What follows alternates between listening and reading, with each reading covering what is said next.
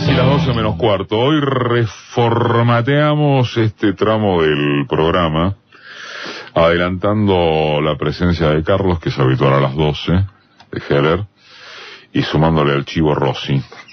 Pues debe pagar horas extras, ¿no? Pero nos pareció interesante juntarlos en un escenario, yo creo que de reacomodamiento político muy interesante. Pero a mí me gustaría empezar por lo siguiente. Recién Valeria, en torno de lo que es la muestra de los reporteros gráficos, hablaba, y lo hacíamos también con Boco hace un rato, de la velocidad de los acontecimientos.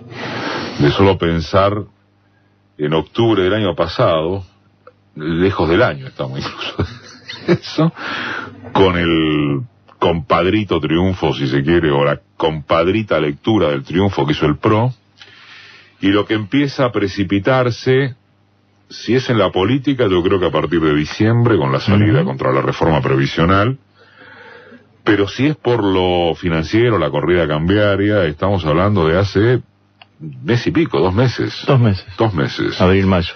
Abril-mayo. Pregunto, como para empezar por el diagnóstico, que en general como se debe, ¿no?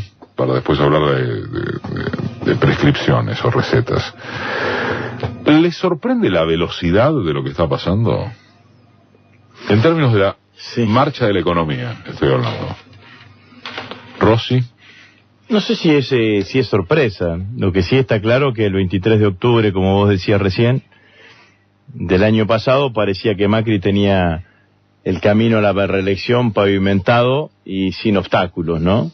En diciembre creo que hay un quiebre, es el primer debate ante el conjunto de la sociedad, que independientemente que obtuvieron la mayoría parlamentaria, lo perdieron ante la sociedad, que fue la crisis, que fue el debate de la reforma previsional. Y después, a mi criterio, hay una serie de hechos, algunos de más impacto, otros de menos impacto, que fueron horadando la imagen del gobierno hasta llegar a este punto, ¿no? Para mí, en el verano, los escándalos de los ministros, acordate, Triaca, Duhovne, Caputo, de vuelta Duhovne. La primera devaluación del verano, el dólar pasa de 17 a 20 y empiezan a aumentar los precios. Después vienen los tarifazos, siguen aumentando los precios, y después la corrida cambiaria que termina de poner al gobierno, y el acuerdo con el Fondo Monetario Internacional que termina de poner el gobierno en una situación de un gobierno que pasó de creer que tenía dominado el escenario político a ser un gobierno que hoy, a mi criterio, le habla al 30% de la sociedad, que es un núcleo duro de votantes. Dejó de hablarle al 100% de los argentinos, ¿no? Y hay un 70% de argentinos que son críticos con este gobierno. Y me parece que bueno, lo que pasó en la economía, bueno, Carlos seguramente tendrá una mirada mucho más certera que la mía. Pero lo que pasó fue que la crisis se veía venir para algunos, pero se expresó para el conjunto de la sociedad cuando fue la corrida cambiaria. Pero ya en enero, cuando colocó los últimos 9.000 millones de dólares Caputo, en ese momento ministro de Finanzas, en el mercado, en Wall Street le dijeron no hay más. Entonces ya en ese momento sabíamos que podía aparecer el Fondo Monetario como prestamista de última instancia. Yo creo que cuando en marzo estuvo Lagarde anteriormente y fue a almorzar a la casa baldío de Duhovne, ahí se empezó a... Hay una carpa en una carpa, digamos, ¿no? Ahí se empezó a negociar el regreso de la Argentina al Fondo Monetario Internacional, que es el peor de los mundos, porque esto yo quiero graficarlo claramente. Los países que no tienen problemas económicos no están en el fondo.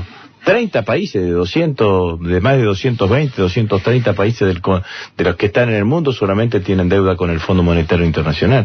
Ucrania era el país que más le debía al fondo, 6.700 millones. Ahora Argentina, el país que más le debía al fondo. En los créditos de stand-by, en la categoría de créditos stand-by, solamente 4 países: Kenia, Irak, Jamaica y ahora Argentina. Por ahí si nos tocaba ese grupo para el Mundial llegábamos más lejos, pero es otra categorización. Entonces, el fondo es el peor de los mundos. Los que nos venían a ofrecer la modernidad, que nos iban a volver al mundo, nos metieron en el túnel del tiempo, nos mandaron al Fondo Monetario Internacional, que es dolorosísimo lo que puede pasar en Argentina los próximos meses y años si esto sigue adelante. De eso quiero que después hablemos.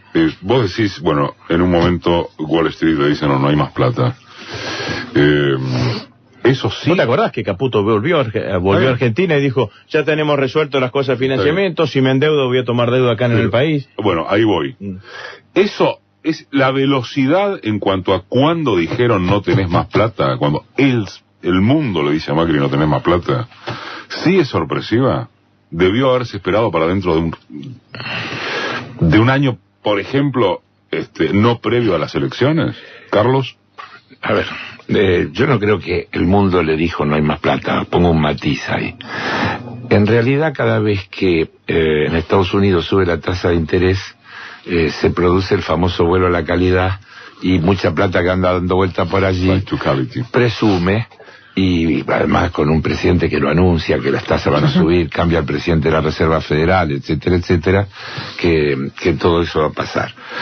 El tema es que cuando vinieron con esos 9.000 millones, no nos dijeron que no nos prestaban más, nos dijeron que no necesitábamos más. El presidente Macri hizo una conferencia de prensa donde dijo que había que dejar de tomar deuda para no endeudar a nuestros nietos. ¿Se acuerdan? Eso pasó una semana o 10 días antes de que se vaya al Fondo Monetario. Pareciera que la deuda del Fondo Monetario no la van a pagar los nietos porque esa sí se puede tomar.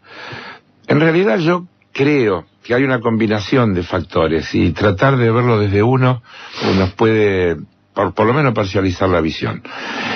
El gobierno mezcló la convicción sobre el ajuste con su tensión por prestarle atención a los temas de la política.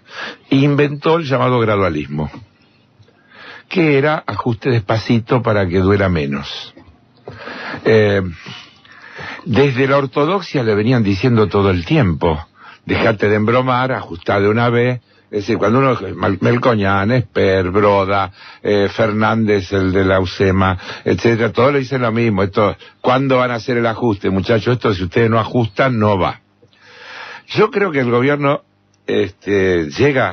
hubo un quiebre real, diciembre es un punto de inflexión. Nosotros dijimos acá, ya nada será igual.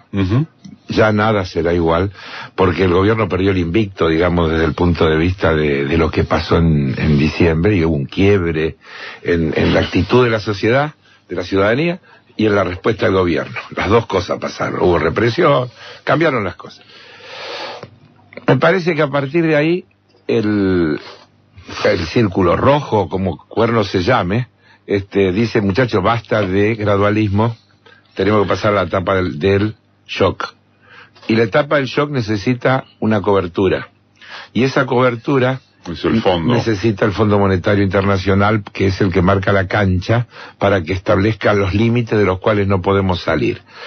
Esto combinado con que los acreedores privados se sienten mucho más cómodos con el fondo allí, que en definitiva presta la plata para que el gobierno pueda pagar los vencimientos de los acreedores privados, con lo cual vos podrías tener que el fondo en definitiva es un garante de los fondos de inversión, de todos los que le han prestado plata a la Argentina, de que va a ir proveyendo liquidez a medida que haya vencimientos para que los privados cobren, y la deuda que el Estado argentino hoy tiene con acreedores privados, en definitiva se vaya transformando en buena parte en deuda con el Fondo Monetario Internacional. Para esto que vos decís, y ahora vuelvo a Agustín, ¿tendría la traducción de que entonces ellos son capaces de soltarle la mano a un gobierno de ellos?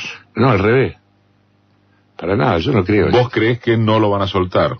No, hoy no. ¿Crees que les importa tanto la Argentina? No, creo que les importa muchísimo la región. En la región estuvieron comprometidos, en la región se generó en un momento dado un polo de confrontación con el modelo neoliberal. Y ese polo hoy está en crisis, pero con signos también de volver. Acaba de ganar López Obrador en México. En Brasil hay una situación de indefinición, de que puede pasar cualquier cosa. Entonces yo creo que para los Estados Unidos, y en el medio está una cosa que nos puede llevar varias horas de charla, que Estados Unidos está preocupado por la creciente presencia de China y Rusia en la región. Y no quiere eso. Desde el punto de vista de la geopolítica, también hay un problema de una cosa que si yo negocie con los chinos y otra que ustedes negocien con los chinos. Y entonces los chinos ofrecen, vos fíjate, vuelven a plantearse problemas con las represas del sur, todas las cosas que tienen que ver con obra de infraestructura, inmediatamente aparecen tensiones y cuestionamientos. Entonces, pues son dos tipos de financiamiento: el financiamiento para hacer obra y el financiamiento para financiar el déficit fiscal o para otro tipo de cosas por el estilo. Yo quisiera agregar a esto que decía Carlos, digamos, ¿no? ¿Qué significa que lo dejen solo o que no lo dejen solo? Digamos, a los efectos del pueblo argentino es más o menos lo mismo. Es lo mismo. En una cosa significaría crisis más ligero. Lo traduzco. Más en año electoral, como vos mismo dijiste, Agustín, hasta octubre, hasta hace unos meses nada más, para graficarlo mejor, sí, no había 2019 y teníamos que empezar a pensar de 2023, 2020 adelante. Sí. Hoy sí hay 2019 en términos de perspectiva de que esta gente pierda las elecciones. Sí, sí. ¿Eso sería dejarlo solo o no? No lo sé, pero lo que te quiero decir es que los resultados ante la sociedad argentina, si quedarse al lado del fondo es aplicar a rajatabla el plan del fondo, va a ser horrible lo que le va a pasar a los argentinos, digamos, ¿no? Y si el fondo se abre, como por decirlo de alguna manera, y hay crisis, también va a ser horrible. Esto es lo que quiero, lo que quiero decir, digamos. No sé cuál será la valoración los final. Resultados para la sociedad argentina. Efectivamente, esto es lo que quiero. Decir. En todo caso será un aterrizaje en donde tengas más o menos controlado el descontrol de la macroeconomía, digamos, la macroeconomía descontrolada, pero con un marco de control, o descontrolada la macroeconomía. Esos son... O con un agregado. O son los escenarios. Semántico. Digamos. Con un agregado semántico. Esto se hace por decisión del gobierno, o se hace lo mismo, pero porque es lo que hay que hacer para cumplir con el fondo. Es decir, porque en definitiva el gobierno, cuando hizo el acuerdo con el fondo, ¿qué se cansó de repetir? Lo que dice el acuerdo es lo que nosotros queremos hacer. Es decir, en realidad, esto que es una imposición terrible para el pueblo argentino, es la búsqueda voluntaria de este gobierno, insisto yo, del paraguas para justificar el apriete que el gradualismo no le permitía realizar. Ahora van a fondo con todos los ajustes, ahora van a fondo con todos los recortes, ahora te dice que van a recortar 300.000 millones de pesos el año que viene, que es un año electoral, ¿no? Yo digo también para tenerlo en cuenta. De lo político, no pensemos en Macri. Yo creo que el sistema piensa, y que es una de las cosas que salió en los diarios a lo que venía Lagarde, a ver qué tal era la oposición sensata. Ojo, pero la oposición, ni siquiera la oposición sensata se junta con ella. Hoy, en esta visita, se lo preguntaron hoy a la mañana y dijo, bueno, no estoy acá, dijo Lagarde, no estoy acá como misión del fondo, estoy por la reunión preparatoria del G20, pero desde ya que estamos dispuestas. Hubo algunos signos en la semana, la CGT dio alguna señal de vida, dijo el conflicto va a ser infinito, hubo el comunicado de numerosas organizaciones y personalidades, pero no la tienen tan fácil tampoco políticamente. No dije que lo dijera, dije, no la tienen estoy aportando al argumento. La tienen recontra difícil. Lo que yo te digo es que está claro que ellos intentan construir de acá al 2019 una alternativa, o que le garantice la continuidad a través de Cambiemos, o que le garantice la continuidad a través de una alianza racional que permita que la política no se modifique. Para que cambie la política tiene que haber alternativa. La alternativa no sería nada novedoso para la política argentina. Nada en el novedoso. año 89 después nos dimos cuenta que los tres candidatos a presidente tenían el mismo plan económico, ¿no? Menem, Angelos o Alzogaray. Y en el año 99 los tres candidatos a presidente firmaron un compromiso, ¿te acordás? De la Rúa, Duhalde y Cavallo de mantener la convertibilidad como modelo económico. Y López Murphy y Menem fueron a las PASO y se les coló Néstor Kirchner, que fue la ruptura de eso, porque nos querían llevar otra vez a una segunda vuelta, un balotaje entre dos propuestas que diferían en la forma, pero que tenían el mismo contenido. Los nombres propios de eso hoy, que son Chivo Massa, sobre todo, otra vez. Ya lo quisieron construir en el 2015. Eso hay que ver cómo se termina ubicando. Nosotros, ¿cuál es el Igual, ¿cuál es el adelanto? Porque ahora va a ir al Info. Sí. Visto desde el plano de, como recién memoraba Carlos, el peronismo racional o blanco. A mí me molesta mucho eso de racional, ¿viste? Porque mi mamá me está claro, me mandó al jardín de infantes, el preescolar, la primaria, la secundaria. Me recibí de ingeniero para que me descalifiquen de irracional, ¿viste? Me molesta mucho. Cada vez que escuchás que yo digo racional, ponele comillas. Bueno. Así se entiende el sentido. Se lee con comillas. comillas. Que quede colgada en todo caso la pregunta de ¿es racional subirse al Titanic? Claro, porque no, es racional.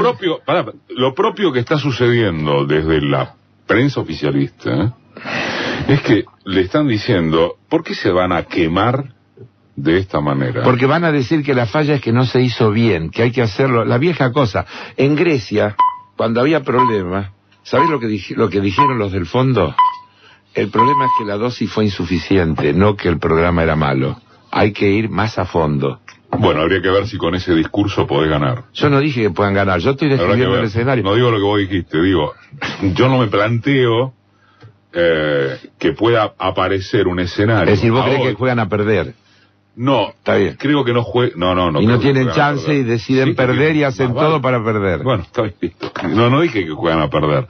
Lo que estoy diciendo es que tienen una situación complicada frente a la perspectiva de un año electoral, donde habría que ver con qué discurso podés salir a decir que la dosis no fue la suficiente. Te va a requerir mucha inteligencia. Después de ahora sí. A ver, estamos aquí. Volquémoslo. Bueno, de todas maneras hay transmisión en Facebook Live. Todo lo que dijimos ya está al aire, así que digámoslo todavía con mayor énfasis. Plantea el escenario, Agustín, que señalaba. No, yo creo que, como dije recién, el gobierno... Sin entrar en primera y segunda vuelta, el gobierno está hoy hablándole a un 30% de la sociedad. Digamos, ¿no? Creo que el hecho más manifiesto fue cuando Rodríguez Larreta va y encomienda su gestión al Sagrado Corazón de Jesús, digamos, ¿no? Entonces, me parece que ese discurso no es un discurso para el 100% de los argentinos. El gobierno le habla a su círculo más duro, a su votante más concentrado, y tiene un 70% de los argentinos a los cuales no le está hablando.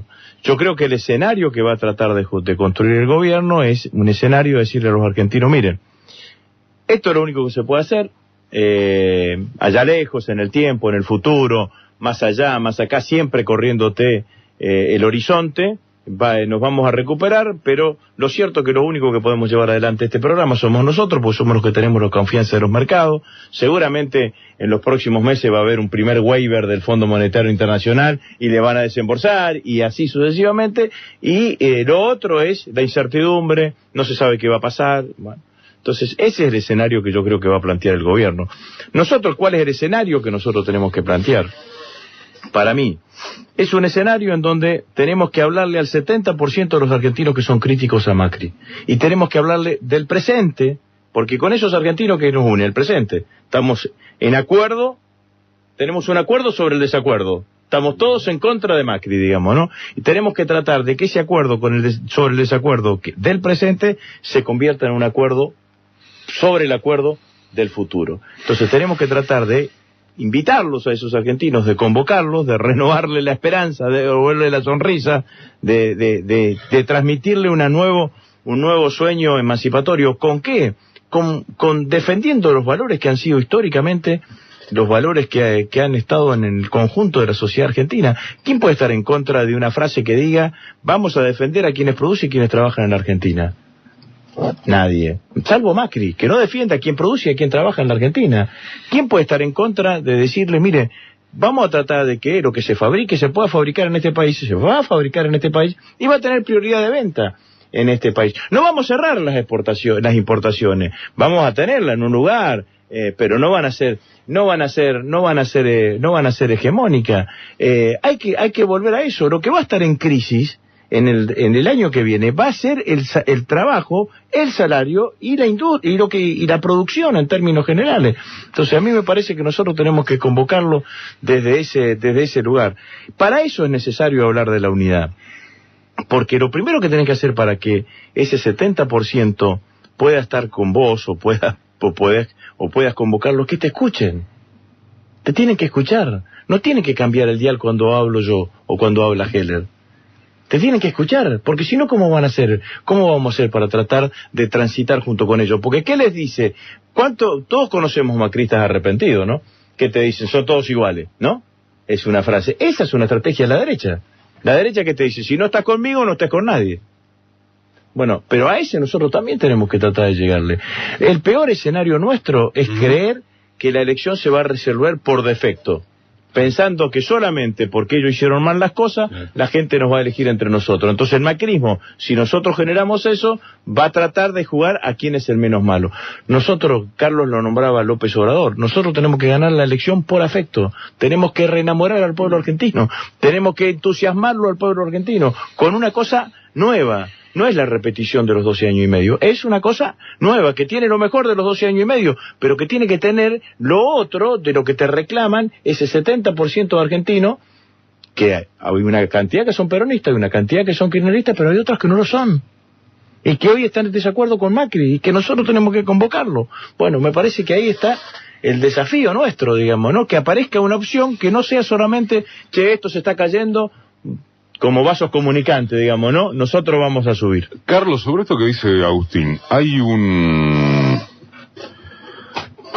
límite que tiene que estar establecido respecto de cuáles sapos hay que tragarse para ampliar el arco de unidad.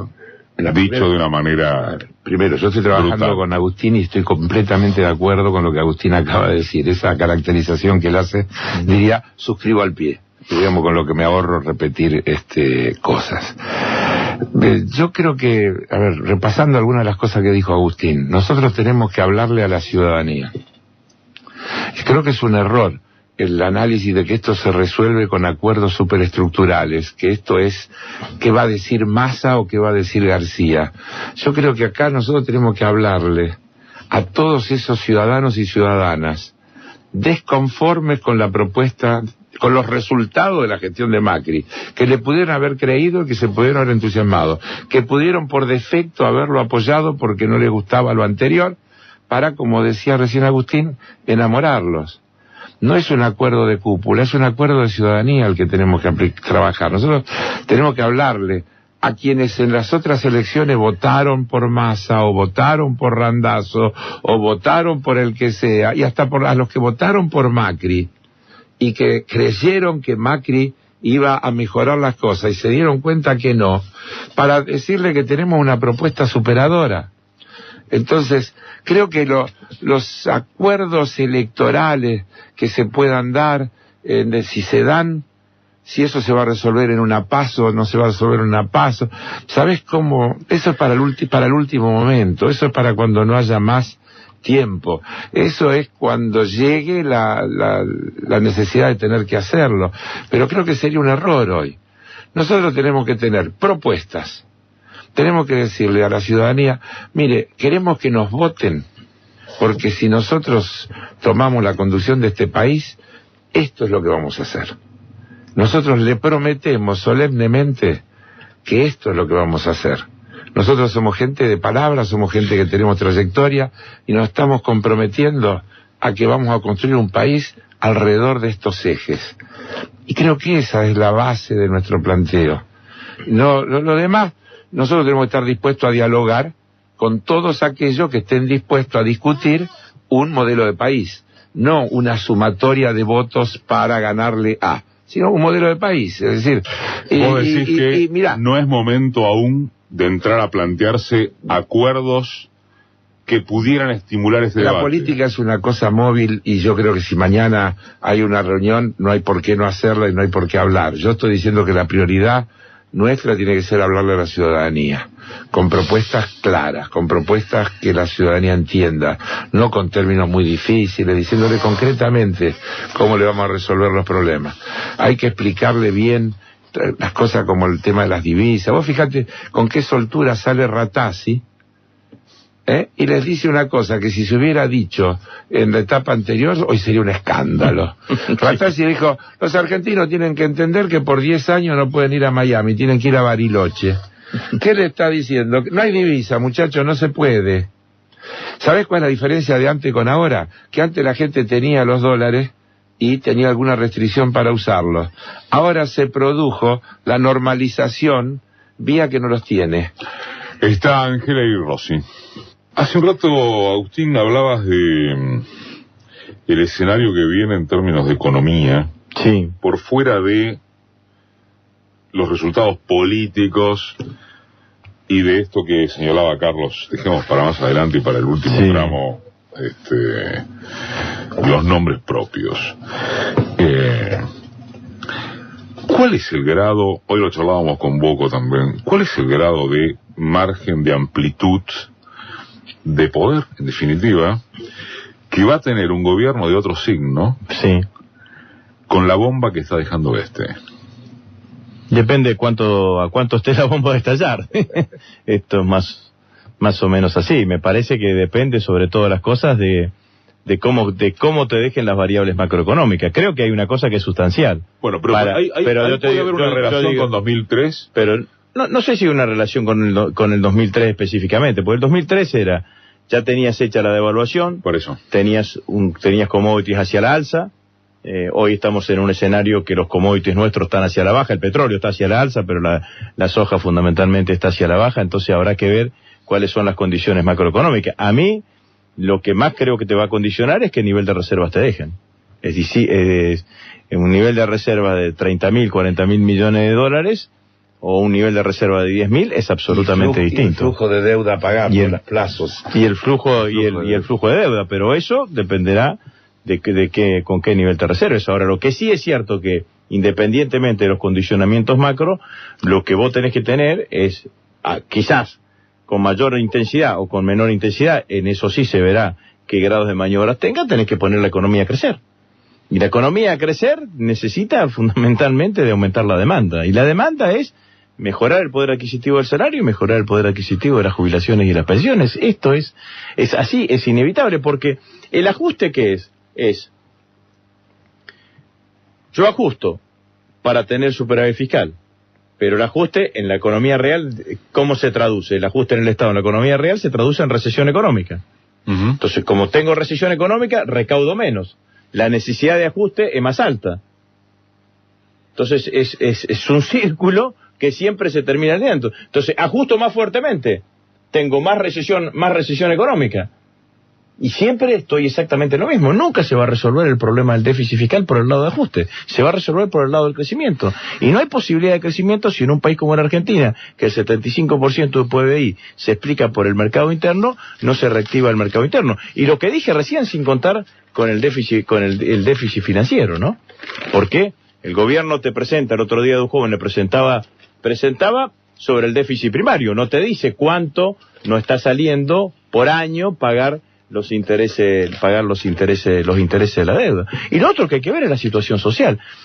Yo lo vengo diciendo, porque vos que conocés la ciudad de Rosario, me parece que es un dato que vale la pena tener en cuenta. El Centro de Estudios Raúl Scalabrini Ortiz, que acá dirigen, que tiene una sucursal en Rosario, digamos, ¿no? Que acá dirige Andrés Aciaín, viene midiendo hace tiempo en Rosario los indicadores, distintos indicadores sociales. Midió la desocupación del último trimestre, 13,3%. 13,3% en Rosario. Y en la Argentina hay 5 ciudades que preanuncian la gravedad de las crisis. Una es Rosario, la otra es Comodoro Rivadavia, Mar del Plata, Bariloche y Concordia. ¿Qué tienen esas 5 ciudades? Son ciudades de distintas importancias en cuanto a la magnitud de la cantidad de habitantes, tienen bolsones de pobreza, pero sobre todas las cosas, lo que los une es que ninguna tiene un peso del empleo estatal porque no son capitales de provincia. Y el empleo estatal en las crisis actúa de buffer, actúa de colchón, amortigua las crisis. Entonces, que en Rosario, cuyo 90% del empleo se explica por el empleo del sector privado, tenga 13,3%, y creo que un 9, un 8, no me acuerdo bien la cifra, de subocupación, significa que tenés un cuarto de la población con problemas de trabajo en la ciudad de Rosario, una ciudad de 1 millón de habitantes. Entonces, digo, hoy, que todavía los efectos más duros del ajuste no están. Entonces, a mí, yo lo digo esto porque, quiero ser honesto, también me sorprendió, digamos, ¿no?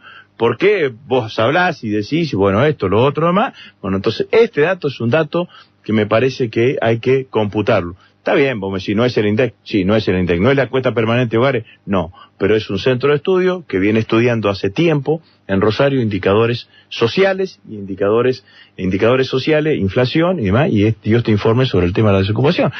Y recojo esto, lo que digo, ¿no? Rosario fue la primera ciudad de los saqueos cuando se desató la hiperinflación de Alfonsín, y tiene que ver fundamentalmente con esto. Es una ciudad en donde el empleo estatal es insignificante, fundamentalmente porque no es capital de provincia.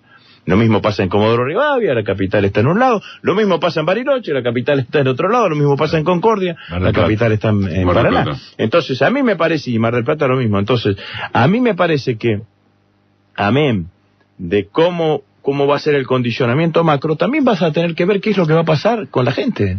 ¿Con qué grado de desocupación vamos a llegar? ¿Cómo vas a contener esa situación? Y a partir de ahí tendrás que pararte. Obviamente que no podés funcionar. Yo el otro día, a mí te dan vergüenza en algunas cosas. Voy a decir 2 o 3 cositas que pasaron con Duhovne hace 15 días cuando estuvo en la Cámara de Diputados. Primero intentó explicar qué es lo que había pasado. Dice que Macri, en ese reportaje tan duro que le hizo la Nata, digamos, ¿no? Entre paréntesis, mi solidaridad con Juana Morín, ¿no? Por el artículo de la Nata hoy. Terrible. Contémoslo porque si no... Sí, contámoslo. La Nata habla hoy de la investigación... Juana Morín.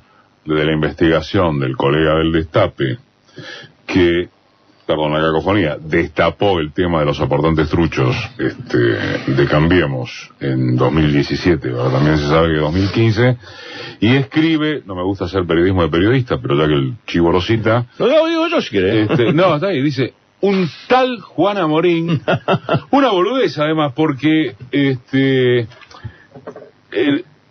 hace del demérito virtud, pero al revés, porque si lo tenés que citar, entonces no es un tal. Pero claro, pero es una cosa descalificatoria. Una falta de respeto para un colega. Nuestra solidaridad con Juan y nuestro repudio con el otro. Pero bueno, hacia el otro. Pero la realidad es que en ese reportaje que Macri dijo, pasaron cosas, Duhovne en la Cámara de Diputados intentó explicar las cosas que pasaron. Yo digo, te dan vergüenza. Porque una de las cosas que dijo que pasó es la sequía.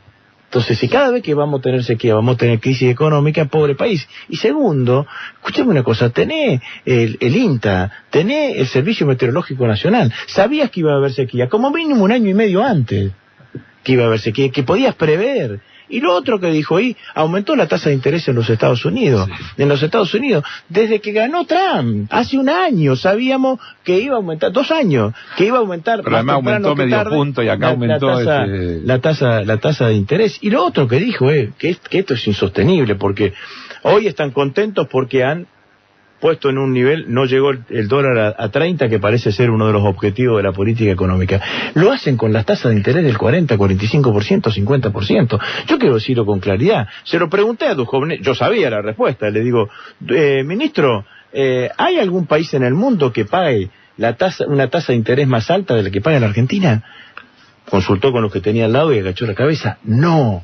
Somos el país en el mundo que paga la tasa de interés más alta. Es imposible tener un desarrollo productivo de esto. Ahora, ¿por qué no puedes bajar la tasa de interés? Entre otras cosas porque no regulás el mercado cambiario. Así es. Porque tenés que bajar la tasa de interés y regular el mercado cambiario para que todos los pesos no se te vayan al dólar y te generen un desbarajuste por otro lado. ¿Y por qué no regulás el mercado cambiario? Porque el fondo no te deja. Porque el fondo sostiene que la plata tiene que ser para la fuga. Bueno, ahí estamos. ¿Me dejas agregar una cosa que es interesantísima? También, Clarín de hoy, Ismael Bermúdez. Impagable este dato. Según el informe de la SAP, Asociación Argentina de Presupuesto, el déficit fiscal primario cayó un 40,8%. Que el primario es antes de pago de Antes deuda, pago de ¿no? interés. Es decir, que se redujo entre enero y junio, presta atención Agustín, porque Sí. entre enero y junio el déficit primario bajó 69.000 millones de pesos, que es el ajuste que le está metiendo, lo que ya sabemos.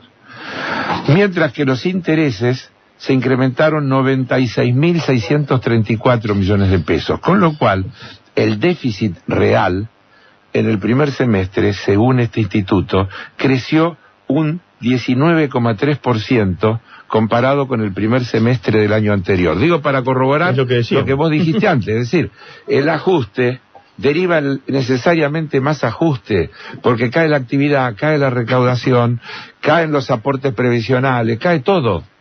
No hay historia de economías resuelta por la vía del ajuste. No es cierto. Y si están resueltas para poquitos, donde la gente resignada acepta ceder enormes porciones de su calidad de vida y termina entonces en algún lugar encontrando un equilibrio a la baja donde se vive como se puede. Si se quiere, obviamente, cerremos con qué acciones están encarando. Lo digo por ustedes dos y las fuerzas que representan. Y de qué manera conjunta. No, bueno, lo que estamos haciendo es tratando de construir una Por alternativa. supuesto no te voy a preguntar qué sabes de qué va a decidir Cristina, pues no me vas a contestar, pero por la duda además, no. Nosotros tratamos... Cristina en diciembre del año pasado, en un acto en Avellaneda, dijo que iba a trabajar para que un dirigente, un hombre o una mujer de nuestro espacio político, sea quien suceda a Mauricio Macri en el 2019. A partir de eso... y de esas coordenadas públicas, digamos, ¿no? Porque después, Carlos, como yo, charlamos permanentemente con Cristina, yo salí a construir una alternativa. En ese camino nos encontramos con una cantidad de compañeros, entre ellos Carlos, y estamos tratando de construir esa alternativa, formando equipos económicos, recorriendo el país. La semana que viene... ¿Están formando equipos? Sí. La semana que viene voy a estar toda la semana en Córdoba. Empiezo del lunes, es el último... Semana desde el lunes. Este lunes empiezo en Marco Juárez y Belville, pero voy a recorrer Río Cuarto, Río Tercero, San Francisco, Villa María, Villanueva, Cruz del Eje, tratando de recorrer todo el interior de la provincia de Córdoba con 2 diputados nacionales, como Carro y Gabriela Esteves, que nos acompañan, y otra cantidad de dirigentes, tratando de plantear esta idea, digamos, ¿no? Y vamos a seguir trabajando en este sentido, ¿no? Y la verdad que ya llevo recorrido, mira, 75 distritos de los 135 distritos que tiene la provincia de Buenos Aires. Es un numerito. porque además estuve en un acto en La Matanza el martes y el domingo estuve en un acto en Carlos Tejedor, que tiene menos de 10.000 habitantes. Y yo siento que hay una posibilidad de construir, que esta idea de tratar de construir una alternativa es acompañada por muchos. Así que en ese sentido vamos con muchísimas ganas, ¿no? Vos, Carlos, cerrá. Respecto a eso.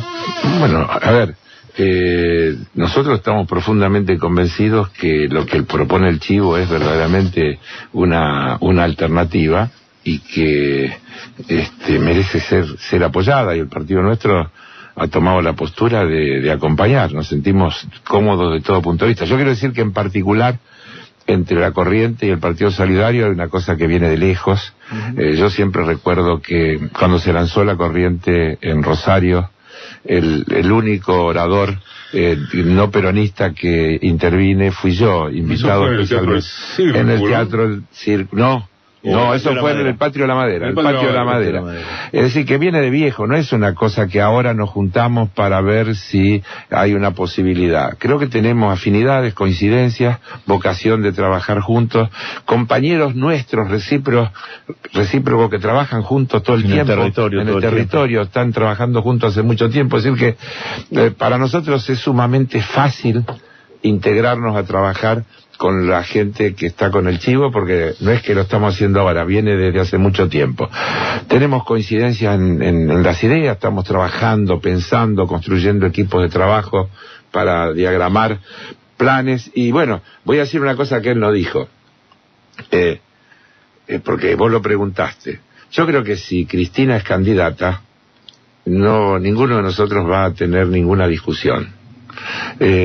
Si Cristina no es candidata, yo estoy convencido que el mejor candidato que el campo nacional y popular tiene para poner en la cancha es el Chivo, se llama Agustín Rossi. ¿Y ahora qué hago? Porque queda 30 segundos del top. Te lo digo de vuelta. Claro, pasamos un aviso. Bueno, muchas gracias a los dos. Bueno, muchas gracias. Chao, Chivo. Suerte. Muchas gracias, Eduardo. El top, esta vez está bien no pegarle. Anda por ahí. Anda.